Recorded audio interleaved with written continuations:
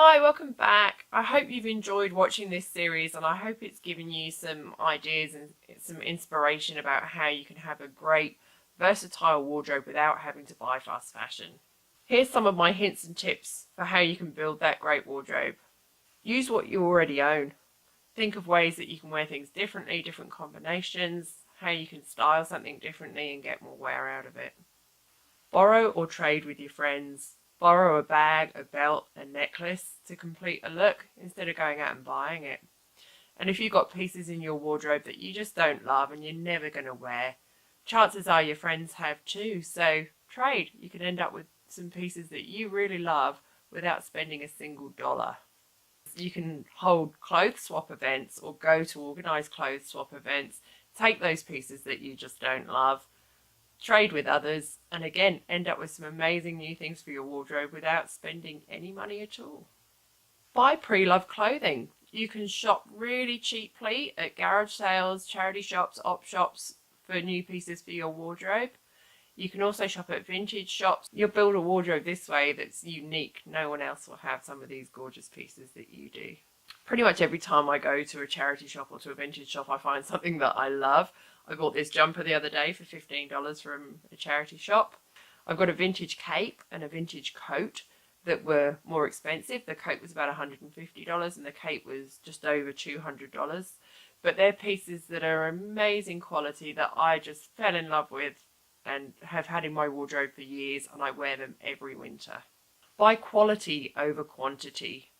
Buy one or two really good quality staple pieces from reputable designers or fashion brands instead of spending the same amount of money on maybe 8, 10, 12 fast fashion pieces that you wear once or twice and discard, or that they fall apart after you've worn them once or twice. Support small local fashion brands and support brands that are already accredited by Ethical Clothing Australia. Check the Baptist World Aid fashion report to see where your favourite brand has come on that, see what score they got. If your favourite brand isn't on there, if they're not accredited or if they've got a terrible score, get in touch with them and tell them what you'd like to see from them. They don't want to lose your business. They want you to keep shopping with them. So tell them what they need to do to keep you as a customer. Stop following trends. Start buying pieces that you love, that suit your style, that you'll keep and wear for a long time. I have a lot of fast fashion pieces in my wardrobe. They were all bought before I realised the impact of the fast fashion industry. But I'm going to keep them. I'm going to keep wearing them because I've already bought them and it would be a waste not to. What I won't do is replace them with more fast fashion once they're not wearable anymore. You're going to be tempted to buy fast fashion. I still get tempted every time I go to the mall or every time I see something pop up online that looks really pretty. The fast fashion shops are set up, they're designed to make you spend money. They're bright, they're shiny, they're pretty. They've been styled by people who are marketing geniuses to get you in there and to get you to part with your money. Here's my hints and tips and strategies that I use when I'm tempted to buy a fast fashion piece. First of all, think, do I really need it? Think about what you've already got in your wardrobe at home. Do you have something similar that you could wear instead? Do you have something similar that you could change up and style to look like this piece that's tempting you? Look at the quality. Will it last more than a couple of wears? Look at the price. If it's really cheap, think, how are they selling it for that little?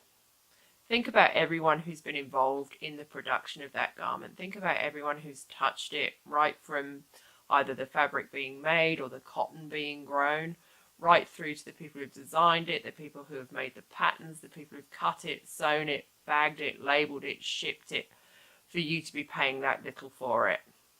If you're paying that little for it, think about the circumstances in which it may have been produced. Look at the style. Are you buying it because you love it and it suits your style, or are you buying it because it's a trend that's being sold to you by the fast fashion companies? If after all of this you decide that yes, you do need it, see if you can find a similar item being made by a company that's produced it ethically. This will probably cost you more money than the fast fashion piece, but if you decide it's something you really do need, surely it's better to spend the extra money and get a better quality piece that's going to last you longer than the fast fashion piece. And lastly, remember that by not buying that piece of fast fashion, you're making a positive difference. On my channel, I'm going to be making videos to show you how you can have a wardrobe full of amazing things without buying fast fashion. I've been transforming clothes for years, both for myself and for customers, and taking pieces that are a bit sad or a bit unloved and turning them into something really special. In my series Rocked Up Frocks, I'm going to be taking op shop finds, vintage pieces, and showing you how I redesign and transform them into something new. Some of the transformations will be really simple, maybe fixing a broken zip, changing a hem length, or adding some embellishments. Some of the transformations are going to be way more dramatic. Here's some of my awesome charity shop finds that I've got lined up ready for my Rocked Up Frocks series. I'll be doing sewing tutorial videos, so if you do find something you love and you want to make some changes to it, I'll teach you the skills to do it.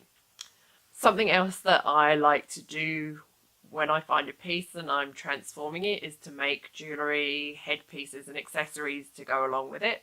So I'll also be doing some tutorials to show you how you can create your own.